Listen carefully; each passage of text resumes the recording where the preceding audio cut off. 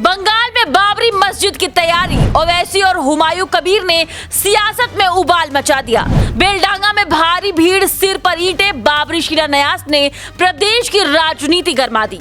ओवैसी और हुमायूं कबीर बंगाल में बाबरी मस्जिद बनाने की तैयारी कर रहे हैं, जिससे राजनीतिक माहौल गरमाया हुआ है। बेलडांगा में भारी भीड़, सिर पर ईंटें और पोस्टर के जरिए शिलान्यास की तैयारी ने प्रदेश की सियासत में उबाल ला दिया है। 6 दिसंबर भारत के इतिहास का वह दिन जिसका जिक्र आते ही माहौल बदल जाता है, सांसें थम जाती और यादों की आग, राजनीति के रेले और भावनाओं की धड़कन सब एक साथ जाग उठते हैं। किसी के लिए यह शौर्य का दिन है, किसी के लिए शहादत दिन है और इस देश के लिए आज भी सतर्कता का इम्तिहान है। यूपी से लेकर बंगाल तक पुलिस और गाड़ियां चीखती रही। पूरे दिन बंगाल और यूपी हाई अलर्ट पर था। बैरियर लगे थे, चेकिंग चल रही थी, क्योंकि यह सिर्फ तारीख नहीं, यह वो समृद्धि है जिसे भारत ने अपने दिल पर उकेरा है। मिर्जापुर के डिप्टी सीएम केशव प्रसाद मौर्य का बयान हवा में तीर की तरह निकला। टीएमसी की नौटंकी है, बाबर के नाम पर एक भी ईंट रखी गई तो सरकार भाजपा की वहां आने वाली है, उस एक ईंट को उखाड़ करके फेंक दिया जाएगा। अगर बंगाल में बाबरी के नाम पर मस्जिद बनी तो ढहा दी जाएगी। 2026 में बंगाल में भाजपा आएगी। बयान का हर शब्द सोशल मीडिया पर बिजली की तरह गिरा।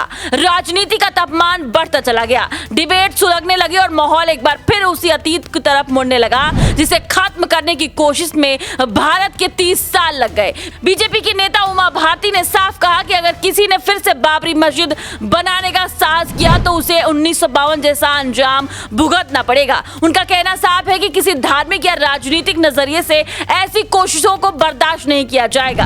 और उधर ओवैसी के बयान ने सोशल मीडिया पर और ही तूफान मचा दिया। ओवैसी कहते हैं, जब तक दुनिया रहेगी तब तक बाबरी की शहादत का जिक्र करते रहेंगे, हम इसे अपनी आने वाली नस्लों तक पहुंचाएंगे। उधर मुर्शिदाबाद के बेलडांगा में दृश्य कुछ अलग ही देखने को मिला। टीएमसी से निलंबित विधायक हुमायूं कबीर बाबरी मस्जिद की तंज पर नई मस्जिद की नींव रखते हुए दिखाई दिए। 2 लाख से अधिक लोग सिर पर ईंटें लेकर, ट्रक, ट्रॉली, वैन, रिक्शा, हर तरफ भीड़ ही भीड़ दिखाई दी। नाराए तकबीर, अल्लाहू अकबर की आवाजें सुनाई दी। यह सिर्फ शिलान्यास नहीं था, यह सियासत, सेंटिमेंट और स्टिक पावर का प्रदर्शन भी था। भाजपा ने साफ साफ कहा कि यह मुस्लिम वोट बैंक खींचने की राजनीति चल रही है। टीएमसी ने कहा, हमारा इससे कोई लेना देना नहीं है, कबीर को निलंबित कर दिया गया है। लेकिन सच्चाई यह भी है कि जिस जमीन पर कार्यक्रम हुआ वह सिर्फ मिट्टी नहीं, वह भावनाओं का मैदान बन चुकी थी। बाबरी की बात हो या शौर्य दिवस की शिलान्यास का शोर हो या ओवैसी का बयान, यह बंगाल में टीएमसी की निलंबित